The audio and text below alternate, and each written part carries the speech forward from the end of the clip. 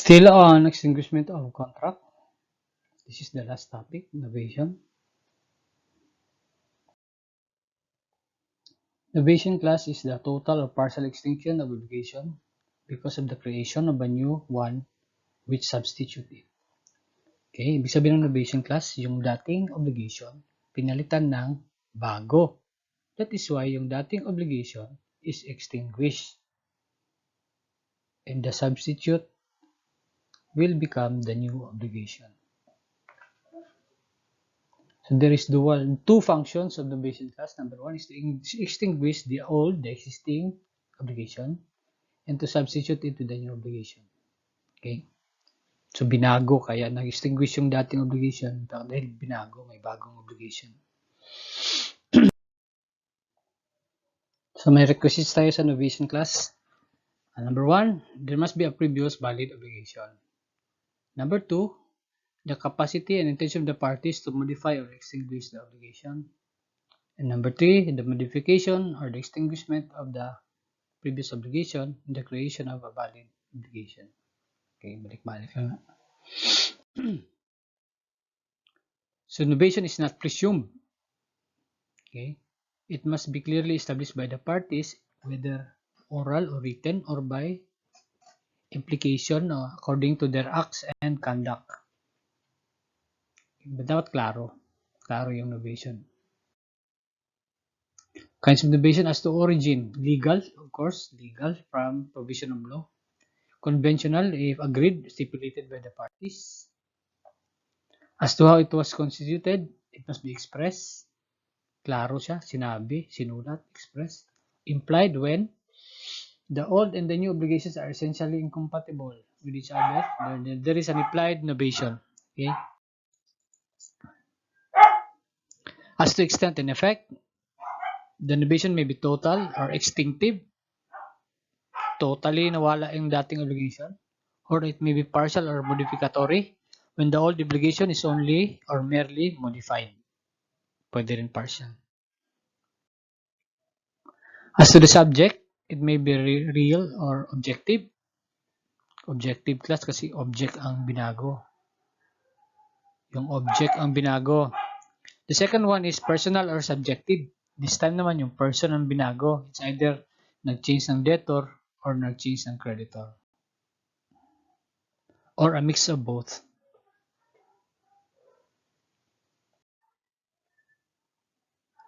So sa personal novation class, sa person, binago yung person. Nag-change siguro ng debtor or creditor. May dalawang kinds. Substitution, kapag ang debtor pinalitan, is called substitution. Subrogation naman class, pag pinalitan ang creditor. We have discussed subrogation previously. Subrogation class. Okay. Sa subrogation, di ba, sabi natin, the debtor, the creditor, and the third person who will be subrogated should agree to the subrogation. Okay. Para lahat ng rights ng creditor mapunta doon sa bagong creditor. Magkakaroon ng bagong creditor sa subrogation by agreement of all the parties. Okay, ulit ka sa pag nag-change ng bagong debtor, it is called substitution. Pag nag-change ng creditor, it is called subrogation. And in subrogation, all parties must agree to the subrogation. So, change in creditor is called substitution. There are two kinds of substitution. Expromission, without the knowledge or against the will of the original debtor. A new debtor will come in as with the consent of the creditor. So sa expromission class, pinalitan ng creditor yung debtor kahit ayaw, against the will, or without the knowledge of the debtor. Okay, the substitution is called expromission. Okay, kapag kasi debtor naman nagbitbit ng isang third person and tells the creditor na this is the new debtor, and then pumayag silang lahat, it's called delegation. Okay, delegation. Itong delegation class may be compared with subrogation, kasi sa subrogation, change in creditor, and then everybody agreed sa delegasyon, change in debtor, and everybody agreed. Okay?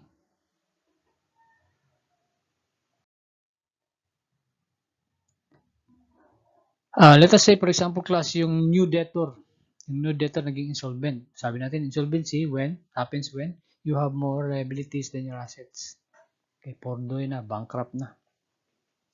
The general rule is, the old debtor is not anymore liable to the new creditor. Okay, especially in expromission, because in expromission, wala gikuha ang consent ni debtor. Pinilit lang si debtor sa expromission. Okay. So sa novation clause, there is a new obligation. The old debtor is not anymore liable because sabi natin kanina, the old obligation has been extinguished. Okay? So hindi na liable ang old debtor. The new debtor nang liable pa rin. So naging insolvent yung new debtor, yung old debtor hindi na pwede diabolin because yung dating obligation ni old debtor extinguished na eh. Okay? Pero may exception yung class. Okay? If at the time of delegation, at the time of the exchange of debtor, insolvent na daan, existing na, and it is public knowledge na insolvent na yung new debtor, pwede pa rin habulin ng old debtor. Okay? Especially when, number 2, when the debtor knew at the time of the delegation that the old debtor knows that the new debtor is already insolvent. In this case, because there is knowledge na the old debtor knows, the public knows na insolvent na dati pa ang new debtor, kapag hindi na siya nakapagbayad ng utang, pwede pa rin habulin ng creditor si old debtor. When the principal obligation is extinguished, as a consequence of innovation, of course, balik-balik lang all obligations will be extinguished. Okay? Except only sa innovation, if there is a third person na involved, kailangan din kukunin yung consent niya. This is also under accessorio sedit principale. Okay, if the new obligation is void, the original one shall subsist unless the parties intended that the former relation should be extinguished in an event. So yung original obligation class is valid, tapos pinalitan ng bagong obligation na void. Yung bagong void will not be recognized, and the old obligation will still subsist, except when the parties really intended to extinguish that one.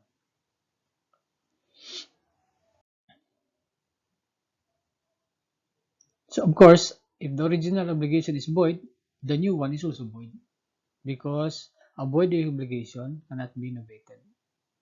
Pag void kasi class, ibig sabihin, the law does not consider it to be valid in the first place. Kaya may sinasabi silang term na void ab initio. Void from the very beginning. A thing that is void from the very beginning does not exist. Iba din tong voidable obligation class. We will discuss this later pa. A voidable obligation is a valid obligation, but it can be questioned na ipa-annul sa court. Pwede mo ipa-void sa court. Pero habang wala pa na void, habang wala pa i-declare ng court, a voidable obligation is a valid obligation. And because it is a valid obligation, before the court decides, it can be novated while it is still valid. Okay, if the original obligation was subject to a suspensive or resolutory condition, the new obligation shall also be under the same conditions. Okay. Unless otherwise stipulated by the parties. Legal subrogation class, because it is legal, ang nagsabi nito na may subrogation is ang law. It is provided for by law, so that is why it's called legal subrogation. When the creditor pays another creditor who is preferred even without the debtor's knowledge. So dalawa silang creditor dito class. Yung isang creditor, binayaran yung isang creditor na preferred kasi siguro may giprenda sa kanya para yung prenda mapunta sa new creditor. Okay. Even if without the knowledge of the debtor, sabi ng law, there will be legal subrogation. Okay, dalawang creditor dito class, binayaran ng isang creditor yung isa pang creditor so that yung credit napunta din sa kanya. So even if without the knowledge of the debtor, kasi existing creditors naman ito eh, the law says magkakaroon pa rin ng legal subrogation. When a third person not interested in the obligation pays with express and approval of the debtor. Okay, siyempre tinanggap ng creditor ang payment. Ibig sabihin, all parties agreed to the subrogation. Number 3, when even without the knowledge of the debtor, a person interested in the fulfillment of the obligation pays without prejudice to the effects of confusion to the latter's share. Okay, may subrogation pa rin.